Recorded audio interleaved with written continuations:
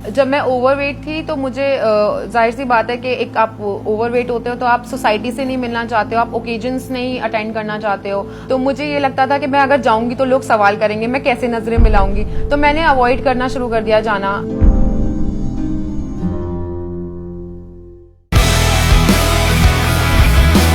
Myself Archana Dutt, I'm a teacher by profession.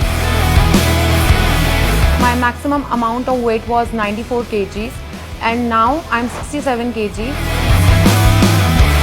I lost 27 kgs in 6 months. मैं school time से heavy थी लेकिन overweight नहीं थी। फिर मैंने मास्टर्स करने के बाद जॉब ज्वाइन की थी जो कि आउट ऑफ दिल्ली थी। तब तक तो मैं I was normal.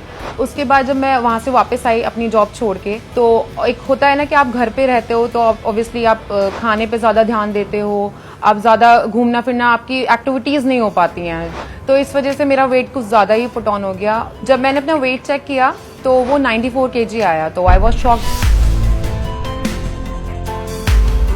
Junk food मैंने बहुत ज़्यादा खाया है, मैं इस चीज़ को नहीं छुपाऊंगी। मतलब वीक में मैं 3 to 4 days जो है जंक फूड खाती थी। मुझे घर का खाना बिल्कुल नहीं पसंद था। और एक होता है कि आप कितना पोर्शन खा रहे हो। मेरी जो पोर्शन था, जो क्वांटिटी थी, वो भी बहुत ज़्यादा थी। मतलब एक होता है कि आप भूख के लिए खा रहे हो जैसे, लेकिन मैं क्या खाती थी, टेस्ट के लिए। फिर लेकिन जब मैंने सोचा कि अब कुछ ज़्यादा ही वेट हो गया है तो मुझे बहुत डर भी था, मुझे समझ में नहीं आ रहा था कि मैं क्या करूँ। मतलब ये था कि हो सकता है मैं डिप्रेशन में भी जा सकती थी। उसके बाद मैंने जब अपना वेट चेक किया तो मैंने जिम ज्वाइन किया।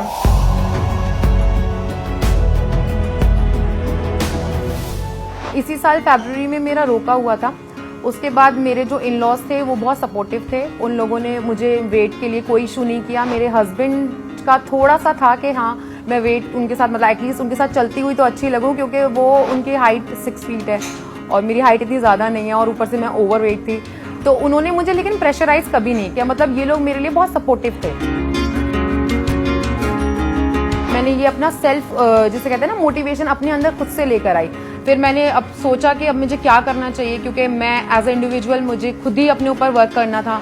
तो एक 94 kgs में आने के बाद आप ये सोचते हो कि ये वेट, एक तो आपको 60s में आना है या 50s में आना है या 70s में आना है, आपको 94 से वापस आना है। तो आप ये सोचते हो कि कैसे होगा, 1 किलो कम होगा, फिर 2 किलो कम होगा, धीरे धीरे ऐसे कम होता जाएगा। इसके लिए चाहिए सबसे ज्यादा पेशेंस रखने के बाद फिर मैंने धीरे धीरे अपने ऊपर काम करना शुरू किया। मैंने जिम ज्वाइन किया, मैंने वॉक स्टार्ट की, मैंने अपना डाइट चार्ट खुद से ही बनाया। लेकिन मैंने जब सोचा था कि अगर मुझे करना है तो मैं करके दिखाऊंगी, क्योंकि 94 से 60s में आना, एक वो भी इतने कम टाइम में। लोग आ जाते हैं लेकिन 1 साल लग जाता है, 1.5 साल लग जाता है, लेकिन मुझे इसमें 6 months में मैंने किया है, वो सबसे ज्यादा शॉकिंग है।